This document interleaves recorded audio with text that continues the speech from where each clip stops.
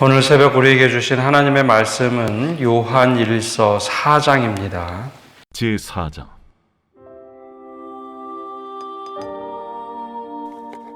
사랑하는 자들아, 영을 다 믿지 말고 오직 영들이 하나님께 속하였나 분별하라. 많은 거짓 선지자가 세상에 나왔습니다. 이로써 너희가 하나님의 영을 알지니 곧 예수 그리스도께서 육체로 오신 것을 시인하는 영마다 하나님께 속한 것이요 예수를 시인하지 아니하는 영마다 하나님께 속한 것이 아니니 이것이 곧 적 그리스도의 영이니라.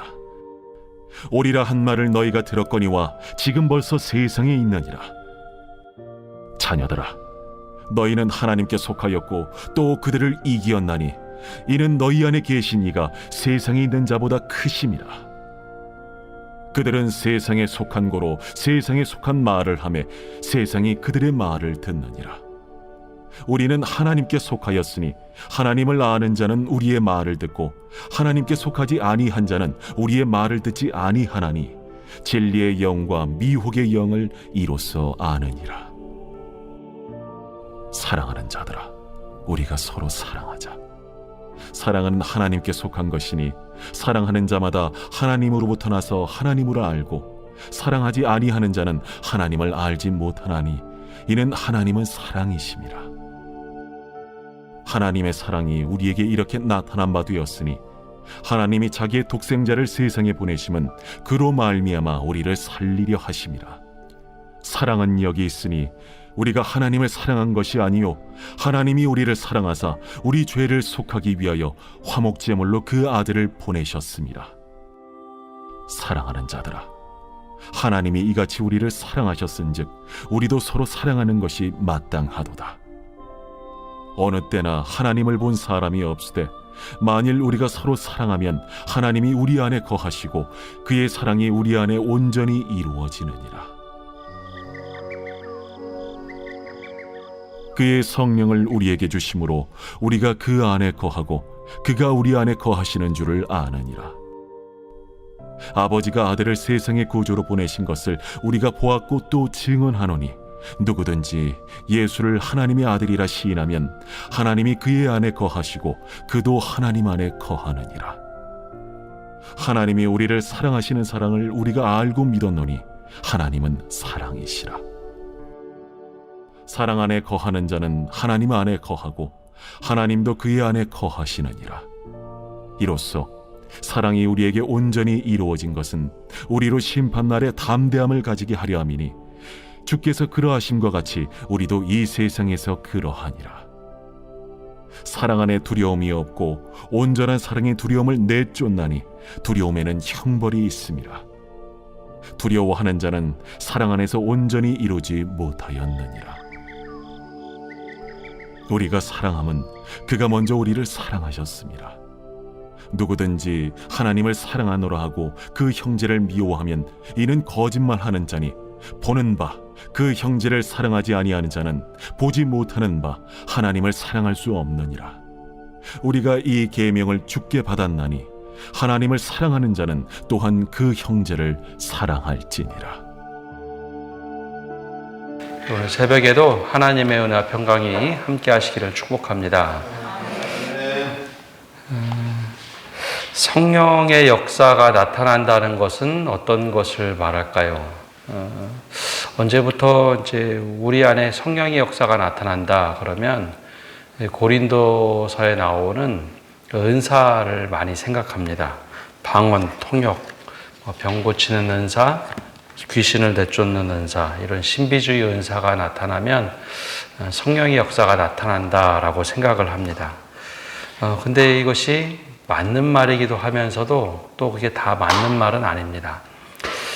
교회 역사를 보면 성령의 역사가 나타날 때 혹은 성령의 역사를 분별하라라고 할 때 초기에 성경이 기록될 당시에는 이단을 분별하는 것, 이것을 성령의 역사 분별하는 것이다 라고 이야기를 했습니다.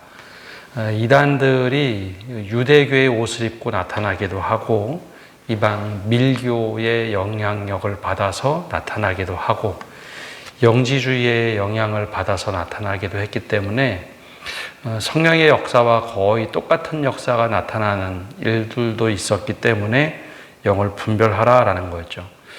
근데 이제 로마가 기독교를 국교로 인정한 다음에는 영을 분별한다라는 것은 세속적인 가치관과 기독교의 가치관이 막 혼재돼서 나타날 때, 그래서 오히려 그때는 교회 안에 수도원 운동이 있어서 수도원에 들어가서 야, 정말 말씀대로 사는 것이 무엇인가, 그래서 또 영을 분별하는 수도원 운동도 있었고, 또 중세에 한참 교회들이 점점 이상한 길로 갔을 때 종교 개혁을 하면서 말씀으로 돌아가자, 그리고 독일의 경건주의 운동이 또 영을 제대로 분별하는 것이다, 기준점을 갖기도 했습니다.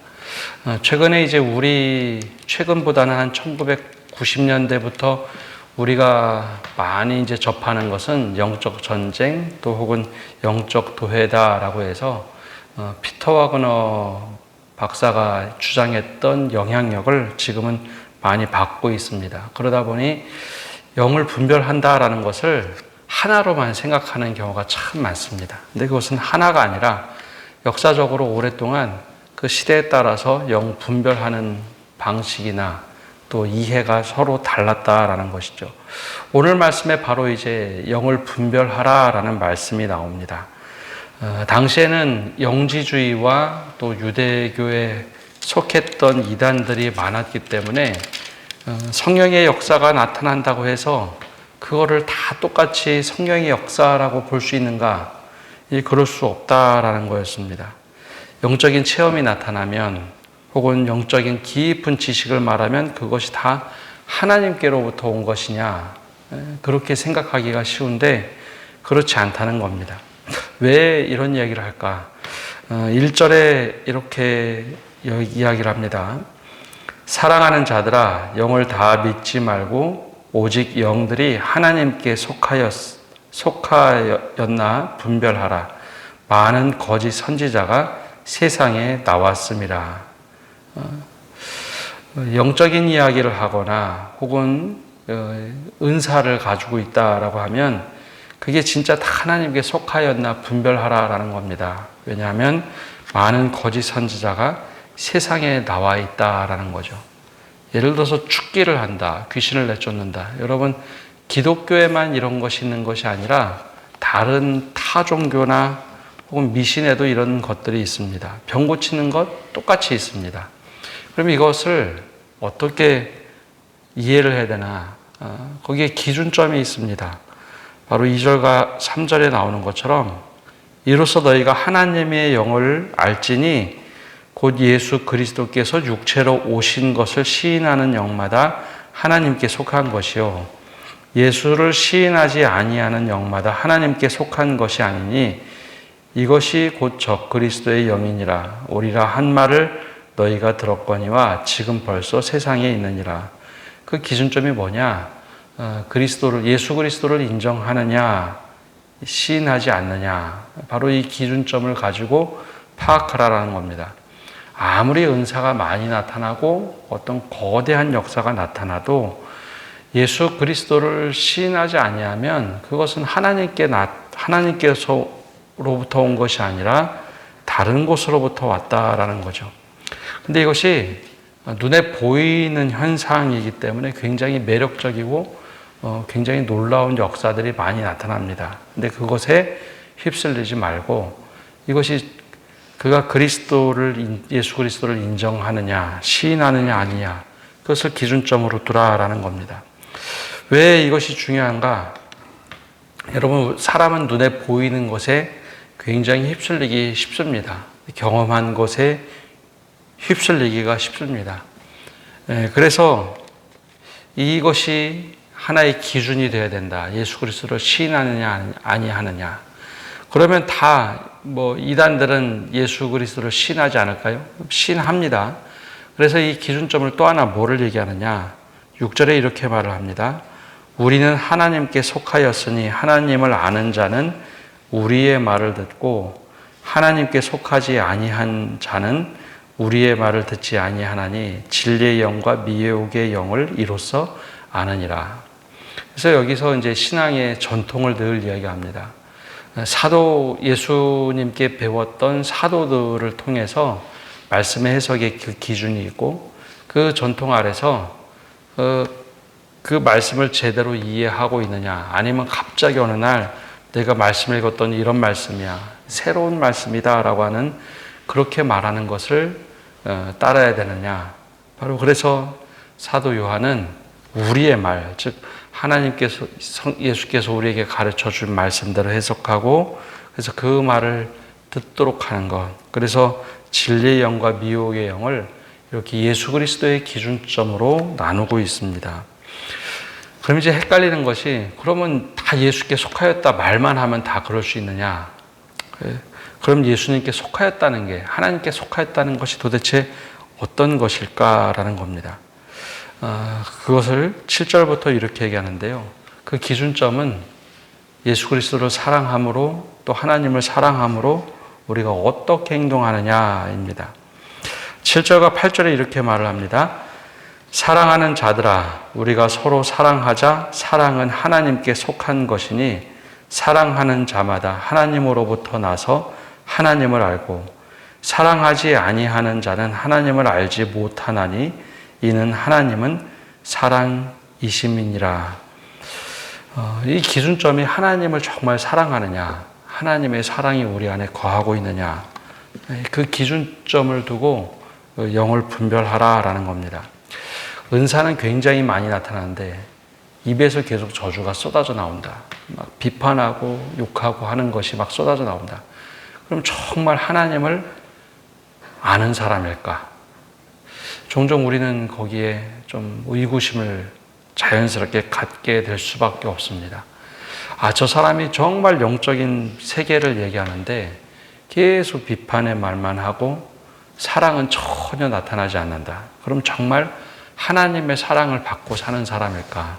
하나님의 사랑을 받고 하나님의 사랑을 이야기하는 사람일까? 바로 이제 거기에 우리가 분별하면서 한번 생각해 봐야 한다라는 거죠. 정말 놀라운 역사를 많이 이루는데 그가 이루는 역사 중에 능력은 많이 나타나는데 사랑이 전혀 없다라면 정말 하나님께 속한 사람일까? 이거는 우리 그리스도인들만의 이야기가 아니라 그리스도인이 아닌 사람들조차도 요즘에는 이런 얘기를 합니다. 정말 저 사람이 하나님을 사랑하는 사람일까? 예수님을 사랑하는 사람일까? 왜냐하면 하나님께서 우리에게 독생자 예수를 보내신 이유, 우리를 살리신 이유는 하나님이 우리를 사랑하셔서 그런 겁니다. 그래서 하나님의 사랑, 예수 그리스도의 사랑을 가장 많이 받았던 사도 요한이 9절과 10절에 이렇게 얘기를 합니다.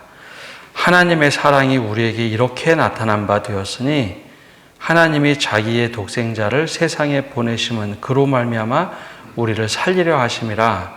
사랑은 여기 있으니 우리가 하나님을 사랑한 것이 아니요 하나님이 우리를 사랑하사 우리 죄를 속하기 위하여 화목제물로 그 아들을 보내셨음이라. 화목제물로 보내시고 독생자를 보내셔서 하나님이 우리를 사랑하신 거 다 보여주셨는데 그가 엄청난 영적인 이야기를 하고 영적인 능력을 나타내는데 그에게서 하나님의 사랑이 전혀 드러나지 않는다. 예수 그리스도의 사랑이 전혀 드러나지 않는다면 정말 하나님의 사랑을 받은 사람이 맞을까?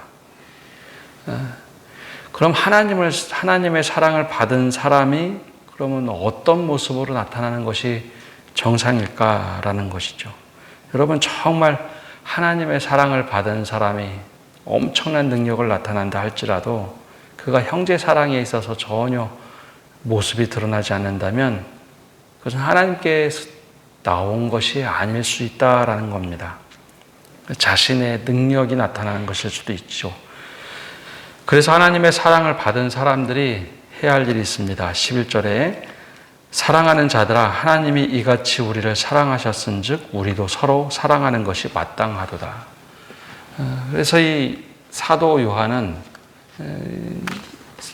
요한이 기록한 복음을 보면 자신이 예수님께 사랑받는 자라고 성경에 자신의 이름을 쓰기보다는 예수님께 사랑받은 자라고 자신을 씁니다. 사랑받은 사람이 어떻게 살아야 되는지, 영적인 분별을 해도 영의 분별의 기준이 무엇인지 그것을 아주 명확하게 이야기를 합니다.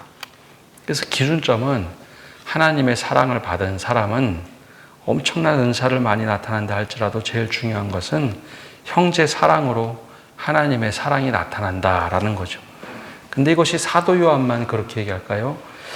고린도서에도 보면 전서에도 은사를 쫙 이야기한 다음에 최고의 은사는 사도 바울도 사랑이라고 얘기합니다. 천사의 말을 한다. 그래도 거기에 사랑이 없다면 아무런 의미가 없다라고 얘기하죠. 천사의 말, 방언 아닙니까? 천사의 방언하는 게 얼마나 놀라운 일입니까? 근데 거기에 사랑이 없으면 아무것도 아니다라고 얘기하죠.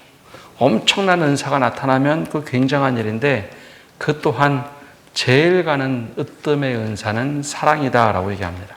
왜냐, 우리가 하나님의 사랑을 받은 것, 독생자 예수 그리스도를 통해서 우리가 그 사랑을 받았기 때문에 그걸 그대로 사는 것, 이것이 가장 중요하다라는 것입니다.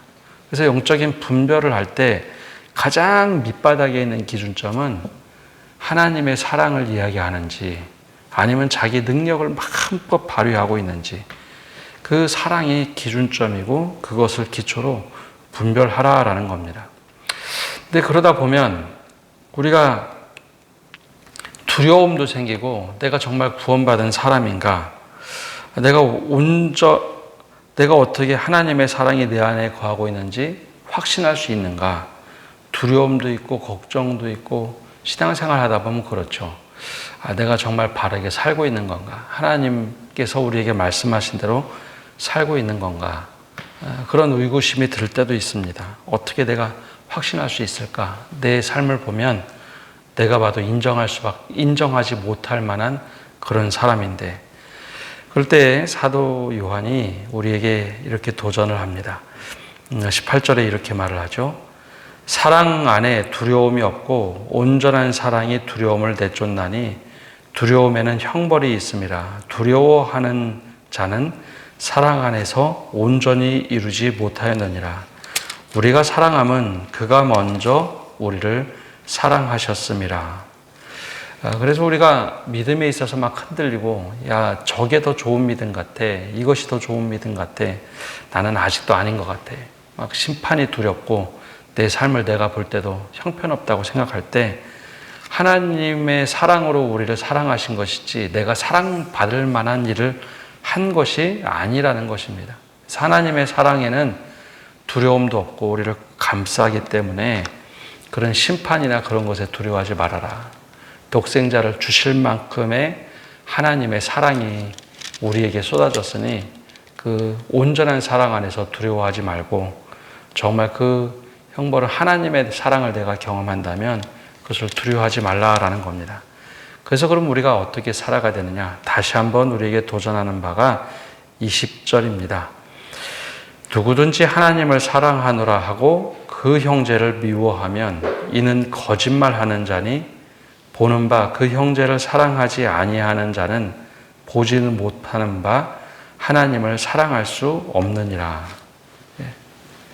정말 신앙생활 하면서 오래되고 믿음도 좋다라고 하는데 형제 사랑하지 못하는 자가 과연 보이지 않는 하나님을 어떻게 사랑할 수 있을까? 그거 거짓말이다라고 굉장히 단호하게 이야기합니다.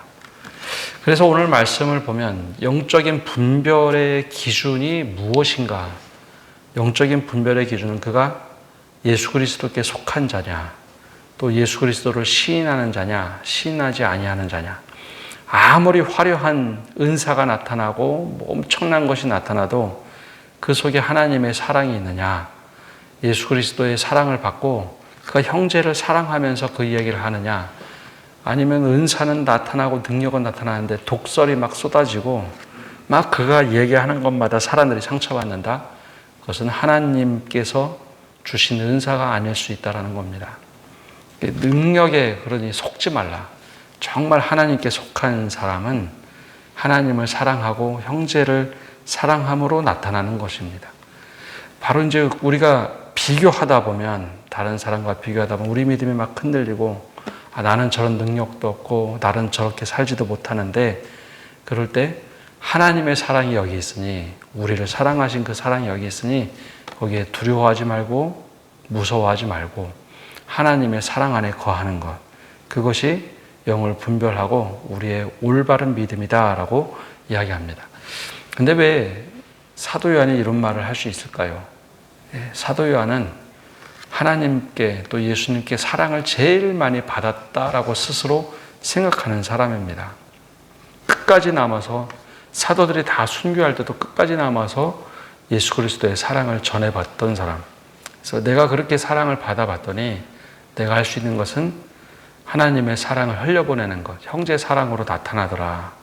내가 그렇게 초대교회 지도자로 살아보고 또 예수님께 사랑을 받은 자로 마지막까지 마리아를 맡기면서 내가 너에게 부탁한다 라고 했던 그 사랑을 받아본 자로 살아보니, 그에서 제일 핵심은 하나님의 사랑이다 라고 고백을 하는 겁니다. 그래서 요한일서 4장에 제일 중요한 것, 하나님은 사랑이시다라는 고백을 사도 요한이 하면서 우리에게 들려줍니다. 하나님이 사랑이시기에 우리가 사랑하면서 하는 것이 마땅하다라는 것, 우리가 이 말씀을 마음속에 새기고 또 오늘 하루도 이 사랑으로 하루를 승리하며 살아가시는 성도 여러분 되시기를 바랍니다. 기도하겠습니다. 하나님, 우리가 살아가면서 영적으로 분별해야 될 때가 참 많이 있습니다. 또 우리가 무엇이 옳은 것인가 우리 마음속에 판단해야 될 일도 참 많이 있습니다. 그때 영적 분별과 판단의 기준이 예수 그리스도이심을 다시 한번 우리가 마음에 새기고 믿음 생활하게 하여 주옵소서. 더 나아가서 우리가 어떤 기준을 가지고 살아야 될까? 때로는 우리가 보이는 것에 휩쓸려서 더 큰 믿음, 더 큰 능력, 더 큰 은사를 사모할 때 다른 무엇보다도 하나님이 지금 사랑으로 우리를 사랑하고 우리를 품어주셨으니 그 사랑 안에 거하고 그 사랑의 기준점으로 분별할 수 있는 온전한 믿음을 허락하여 주시옵소서. 하나님이 우리를 사랑하신 것, 그리고 예수 그리스도를 보내주신 그 사랑에 겨워서 그 사랑의 기준점으로 형제 사랑으로 드러나게 하여 주시옵소서. 그럴 때 우리 믿음이 더욱더 온전해지고 건강해지고 더 든든한 반석 위에 세워져가는 온전한 믿음 되게 하여 주시옵소서. 오늘 한 날도 모든 것을 주님께 맡겨드리며 예수님의 이름으로 기도합니다. 아멘.